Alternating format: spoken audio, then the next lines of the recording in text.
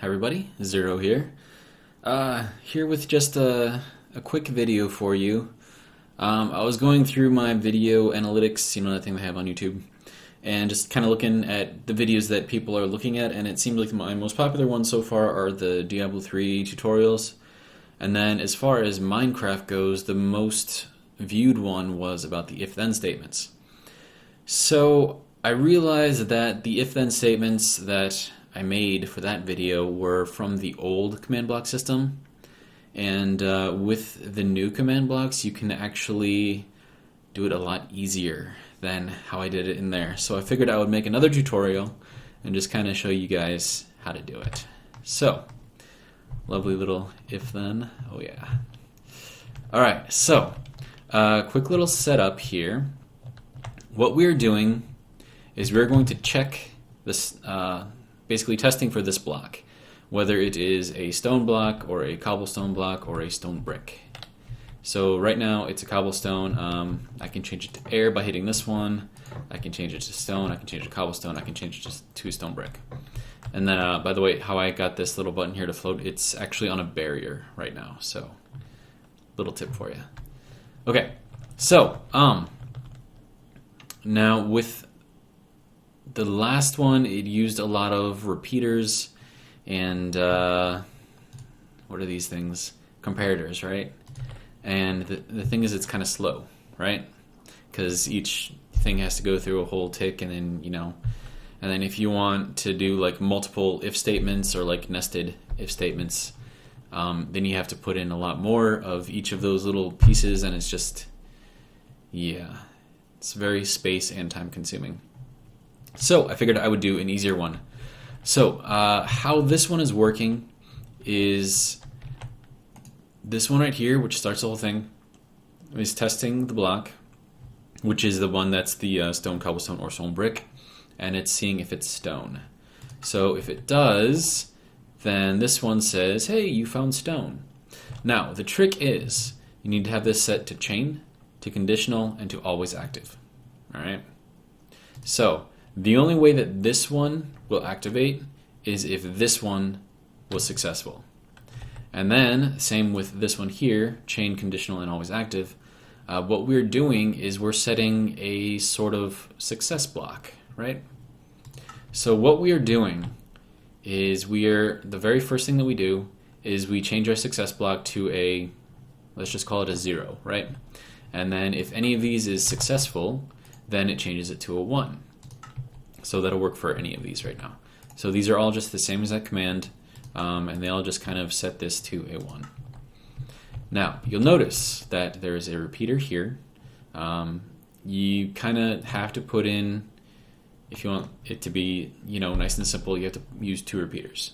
So 2 game ticks, and you can make this be, well, quite a lot of nested if-then statements. So,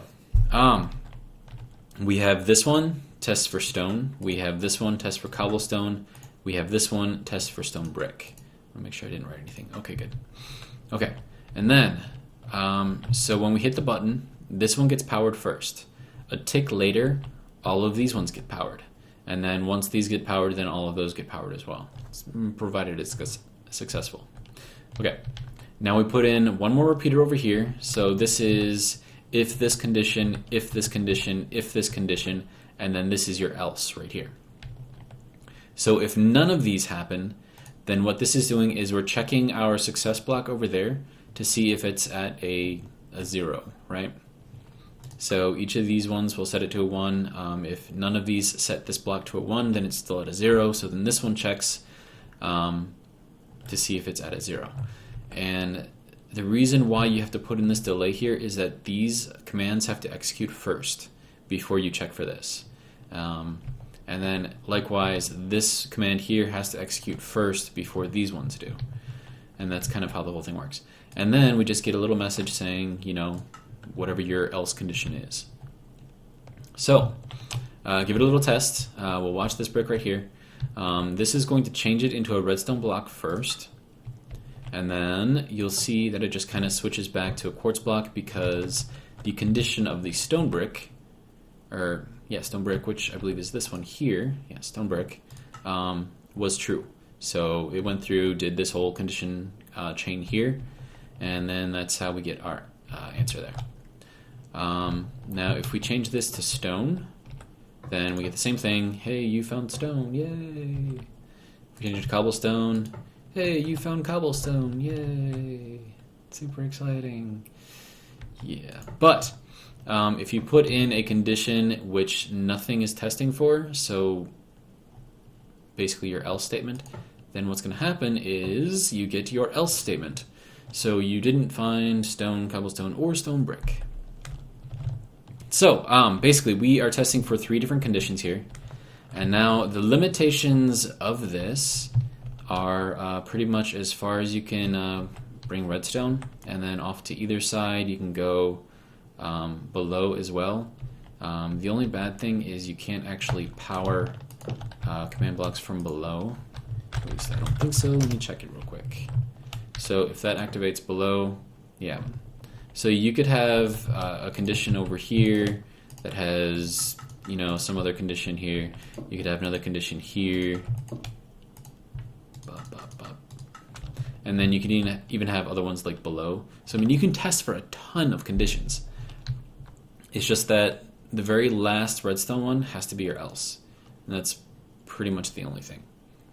Now, if you wanted to make this longer, you would have to put in another repeater, which would then increase your delay by another tick. But this could be pretty much expanded indefinitely. You just would be a little slower every 16 or so, well, probably 15 conditions that you put in. And that's off of one side, so 45 on all 3 sides. So every 45 conditions, you will gain 1 extra tick. So yeah, I hope that this is kind of useful. I hope this can help you out. And once again, this is an update to my last one with the if, then, else statements. And this one runs a lot faster. It's a lot more dense, more compact.